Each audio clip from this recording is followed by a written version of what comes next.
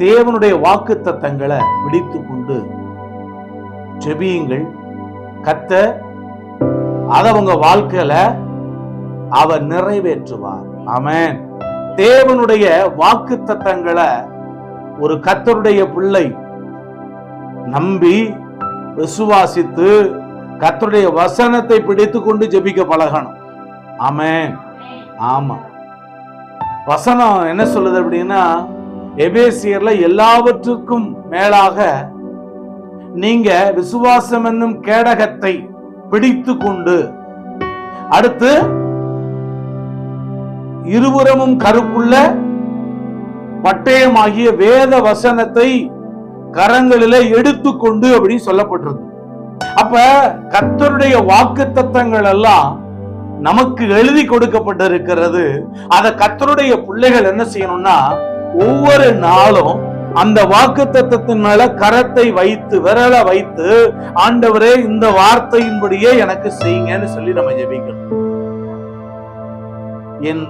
நீங்கள் என்னிலும் என் வார்த்தைகள் உங்களிலும் நிலைத்திருந்தால் நீங்கள் கேட்டுக்கொள்வது எதுவோ அது உங்களுக்கு செய்யப்படும் அப்படின்னு சொல்லி சொல்லப்பட்டிருக்குங்க.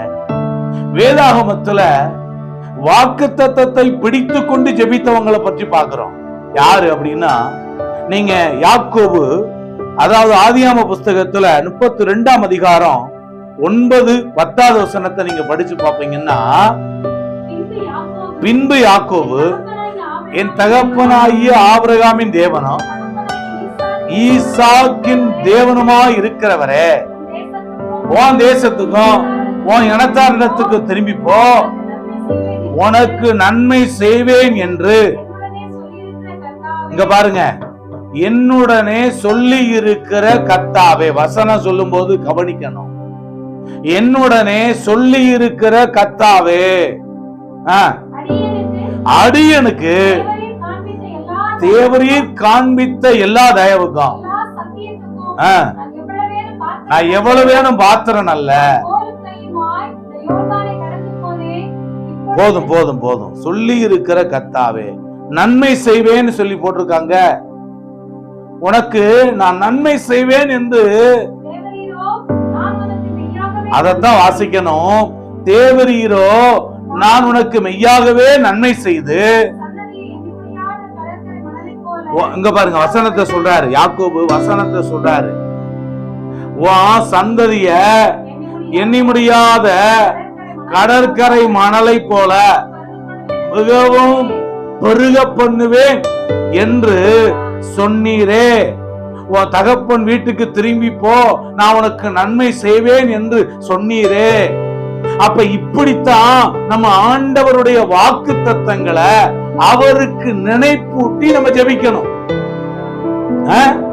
அவருக்கு நினைப்பூட்டி ஜெபிக்கணும். அல்லேலூயா. வாக்குத்தத்த வசனங்களை பாருங்க, பிலிப்பியர் 2ஆம் அதிகாரம் 14வது வசனத்துல போடப்பட்டிருக்கு. வாக்குத்தத்தங்களை பிடித்து கொண்டு, அங்க பாருங்க, ஜீவ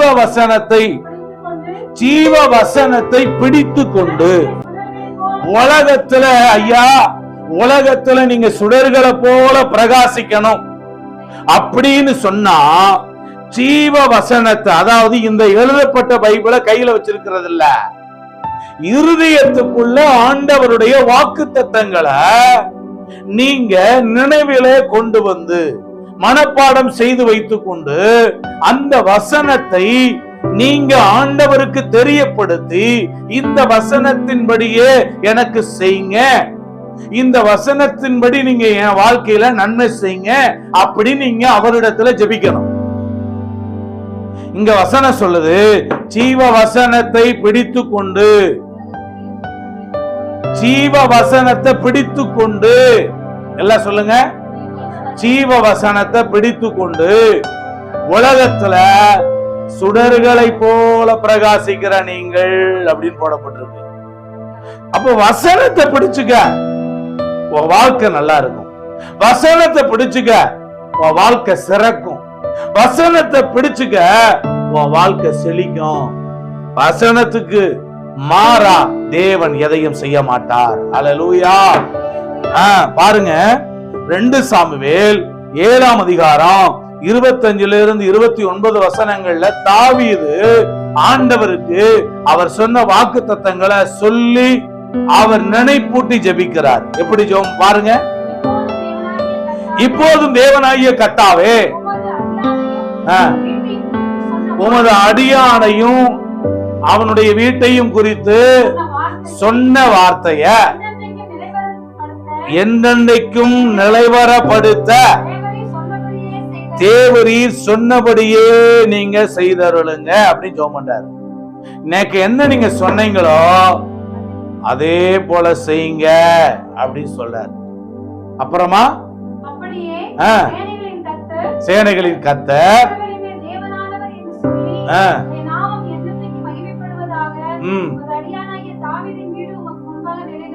நிலை நிற்பதாக அப்படின்னு சொல்லி தீர்க்கதரிசி போய் அவர் என்ன செய்யறாருன்னா ராஜாட்ட உமக்கு ஒரு வீடு கட்டுவேன்ற வாக்குத்தத்தத்தை கொடுக்கிறார். அந்த கடைசி வார்த்தையை படிக்க மாட்டீங்களா? மனதைரியம் கிடைத்தது. அதே உனக்கு அதுதான் முக்கியம். உனக்கு வீடு கட்டுவேன் என்று இஸ்ரவேலின் தேவனாகிய கர்த்தர் நீர் உமது அடியானுடைய செவிக்கு வெளிப்படுத்தினீர். ஆகையால் உம்மை நோக்கி இந்த விண்ணப்பத்தை செய்ய உமது அடியானுக்கு மனதைரியம் கிடைத்தது.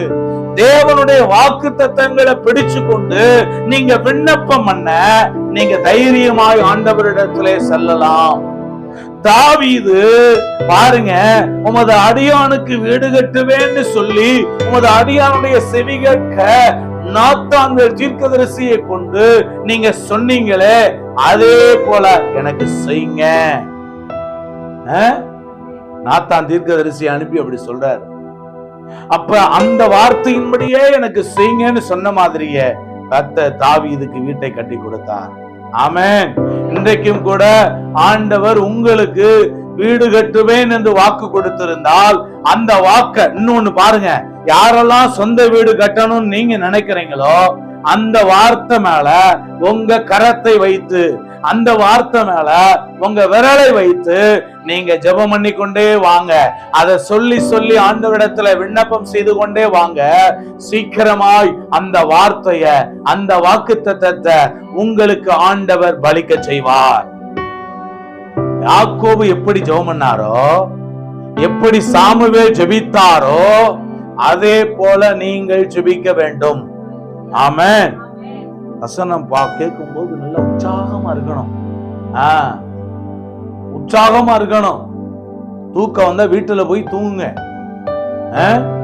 ஆண்டுடைய வார்த்தையை கேட்கும் போது உற்சாகமாய் கர்த்தருடைய வார்த்தையை கேளுங்க. 2 கொரிந்தியர் 1ஆம் அதிகாரம் 20வது வசனம் வாசிங்க. 2 கொரிந்தியர். எங்களால் தேவனுக்கு மகிமை உண்டாகும்படி தேவனுடைய வாக்கு தத்தங்கள் எல்லாம் இயேசு கிறிஸ்துவுக்குள்ள ஆம் என்றும் அவருக்குள். பாருங்க, தேவனுடைய வாக்கு தத்தங்கள் எல்லாம் ஆம் என்று இருக்கிறது, ஆமேன் என்று இருக்கிறது. ஒரு வாக்கு தத்தத்தை எடுத்து ஆண்டவரிடத்துல நீங்க ஜெபிக்கும் போது அந்த வாக்கு தத்தம் நிச்சயமாக எனக்கு பலிக்கும், அந்த வாக்கு தத்தம் நிச்சயமா எனக்கு நிறைவேறும் அப்படின்ற விசுவாசத்தோட, அப்படின்ற நம்பிக்கையோட நீங்க ஜெபிக்கும் பொழுது கர்த்தர் அப்படியே அதை உங்களுக்கு நிறைவேற்றுவார். என்ன அதைத்தான் வாசித்தோம். தேவனுக்கு மகிமை உண்டாகும்படி ஆண்டுடைய வாக்கு தத்தங்கள் எல்லாம் இயேசு கிறிஸ்துவுக்குள்ளாக ஆமென் என்றும் ஆமென் என்றும் இருக்கிறது. ஆண்டவருடைய வார்த்தை, அவர் எவ்வளவேனும் பொய்யுரையாத தேவன். ஒரு வார்த்தை சொல்லப்பட்டிருக்கு, அவர் எவ்வளவேனும் பொய்யுரையாத தேவன். அடுத்து வாக்கு தத்தத்திலே உண்மையுள்ள தேவன். நம்முடைய ஆண்டவர் வேதாகமத்துல 66 புத்தகங்கள் எழுதி கொடுத்திருக்கிறார். இதுல இருக்கிற ஒவ்வொரு வாக்கு தத்தங்களும் எப்படிப்பட்டது தெரியுமா? கையெழுத்திடப்பட்ட, கையெழுத்து போட்டு நம்ம கையில கொடுக்கப்பட்ட வெற்று காசோலைகள். அதாவது என்னன்னு சொன்னா பிளாங்க் செக்கு. பாருங்க, செக்க கையெழுத்து போட்டு என்ன பண்ணிட்டாரு, நம்ம கையில கொடுத்துட்டாரு, நீங்க அதை ஃபில் பண்ணுங்க அப்படின்னு சொல்ல. அப்ப கையெழுத்திடப்பட்டு உங்கள் கரங்களிலே கொடுக்கப்பட்ட பிளாங்க் செக் தான் கர்த்தருடைய வாக்குத்தத்தங்கள். அதை சுதந்திரித்துக் கொள்ளுவது உங்க கரத்துல இருக்கு. நீங்கள் அசதியாயிராமல், ஒரு வசனம் அப்படி எழுதியிருக்கு எபிரேயர்ல, நீங்கள் அசதியாயிராமல் வாக்குத்தத்தமான ஆசீர்வாதங்களை சுதந்திரித்துக் கொள்ளுகிறவர்களை பின்பற்றுகிறவர்களாயிருங்கள். நீங்க அசதியா இருக்காம வாக்குத்தத்தங்களை சுதந்திரித்துக் கொள்ளுகிறவர்களை பின்பற்றுகிறவர்களாக இருந்து அப்படின்னு எழுதப்பட்டிருக்கு. அப்ப வாக்குத்தத்தங்களை பிடித்துக் கொள்ளுங்க. ஏன் அப்படின்னா ரோமர் 3ஆம் அதிகாரம் 22வது வசனத்தை பாருங்கள். ரோமர் 3:22 வாசிங்க.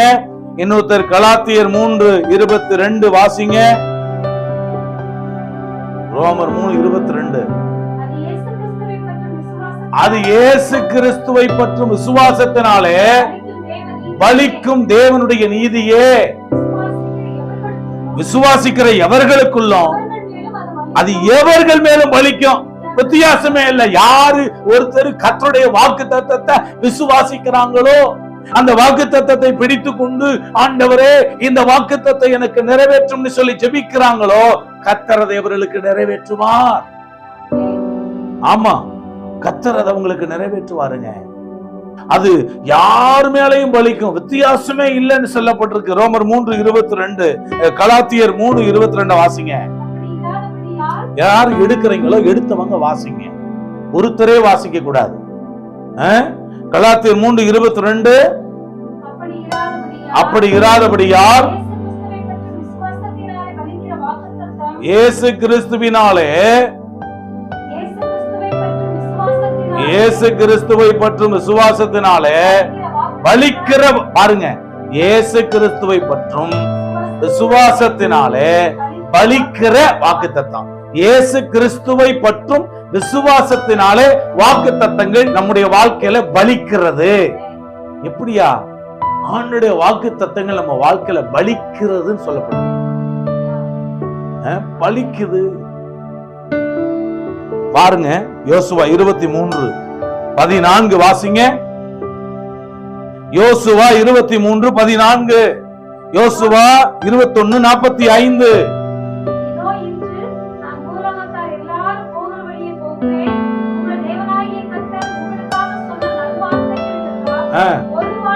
உங்கள் தேவனாகிய கர்த்தர், இங்க பாருங்க, வார்த்தையை நான் சொல்லும் போது எடுத்து எல்லாருமே பைபிளை எடுத்து வாசிக்கணும். நான் சொல்லத்தானே செய்யறேன், வாசிங்க எடுத்து. யோசுவா 23:14 வாசிங்க. இதோ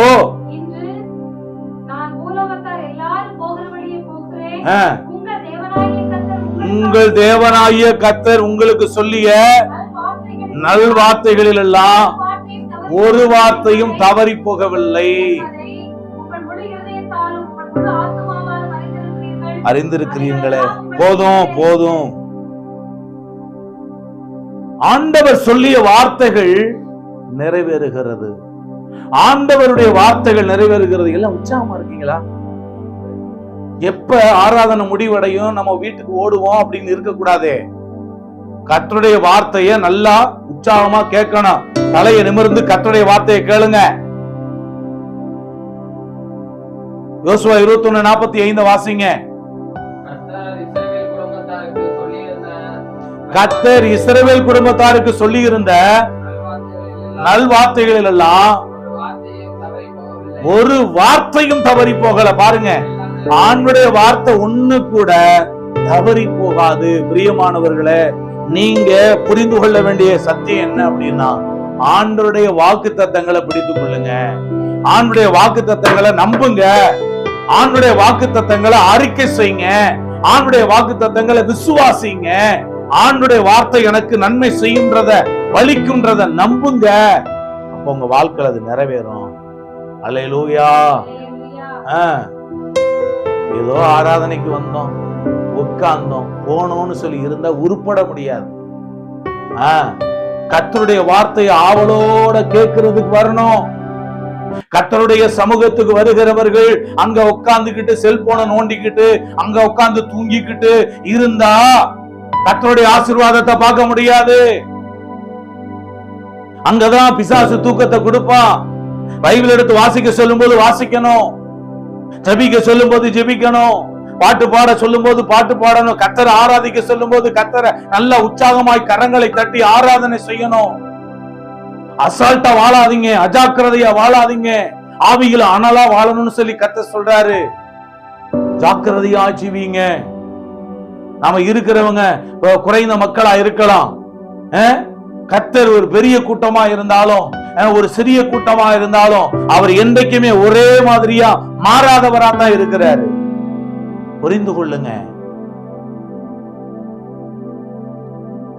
சங்கீதம் 89:34 வாசிக்கிறோம், என் உடன்படிக்கையை நான் மீற மாட்டேன், என் உதடுகள் விளம்பினத மாற்றாமல் நான் இருப்பேன் அப்படின்றாரு.